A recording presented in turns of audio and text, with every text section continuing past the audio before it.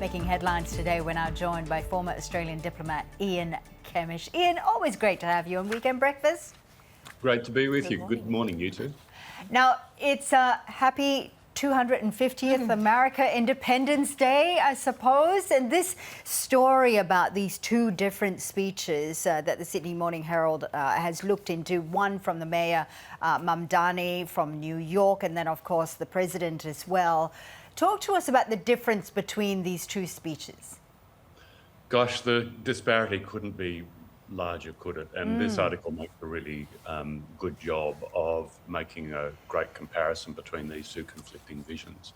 You have on one hand the Mayor of New York City, Zohran Mamdani, speaking from behind George Washington's desk, surrounded by fellow immigrants, speaking almost with anger about the disparities, the huge sort of conflicts and contradictions in modern America, including in terms of wealth, access to healthcare.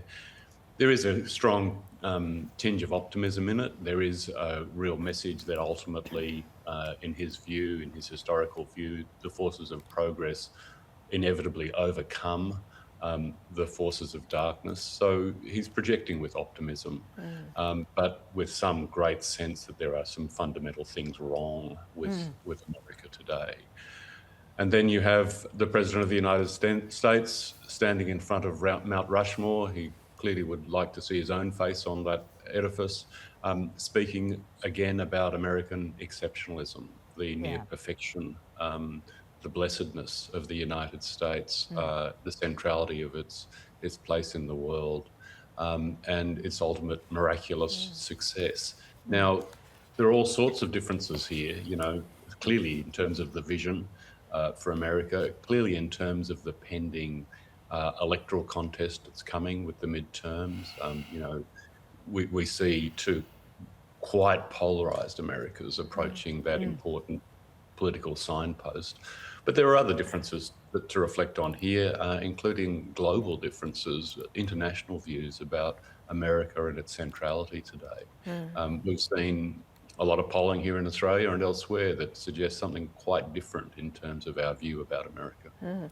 Let's stick in with the US President, because there's a NATO summit coming up and the US President has had some comments about NATO ahead of that summit. Yeah, this is an organisation that has managed stability across the North Atlantic and in Europe, staved off the Soviet Union for 77 years, been a source of important stability, a bedrock of international relations. And we have a president who, at a very critical, sensitive time, appears to be approaching this important summit in Turkey with, you know, once again, that very sceptical view he has of the alliance, that warped historical view that somehow NATO has not shared the responsibility, has not stepped forward when America needed it. Of course, the only time when NATO has actually been invoked formally was by the European allies and Canada at the time that the United States was under direct attack over September 11. The great source of irritation here, no matter how it's projected, is clearly disappointment on Trump's part that its NATO allies did not join in a full-throated way its efforts in relation to Iran. Never mind that the United States never mounted a sort of coherent explanation of what the reasoning was there. That's clearly the disappointment, but it's a critical time for Ukraine and it's a critical time for the alliance. Yeah, it certainly is. Listen, you want to compare that to this story from The Australian about Anthony Albanese reaching out Australia's hands towards the Pacific, particularly towards, you know, we're talking, of course, about this security treaty with Fiji in order to keep China at bay. Yeah, look, a bit of positivity back in this part of the world, and there's clearly been some very strong, intensive, patient diplomacy happening behind the scenes, and we're about to see it all play out. We've already seen in the last week the Nakamali agreement with Vanuatu finally signed, an important defence security agreement signed with Vanuatu. We're seeing the PM setting forth into the Pacific.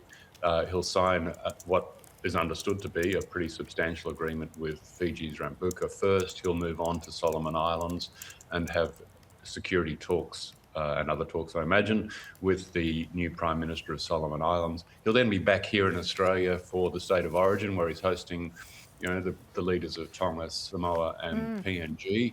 And in the Papua New Guinea case, he'll move on to exchange correspondence with Prime Minister Marape to see the implementation of that important mutual defence arrangement that has been established with Papua New Guinea about a year ago, the Puk-Puk Treaty. So a lot of action, and I understand he's then moving on to Melbourne, where he'll meet the Indian Prime Minister. So a lot of intensive diplomacy by our Prime Minister, but let's reflect for a moment on the amount of work that's been done by our diplomats to make sure this all happens. Absolutely, yeah. The contrast couldn't be more different, couldn't it? Ian Kemish, always great having you on the show. Thank you so much, and have a lovely Sunday. Thanks so much.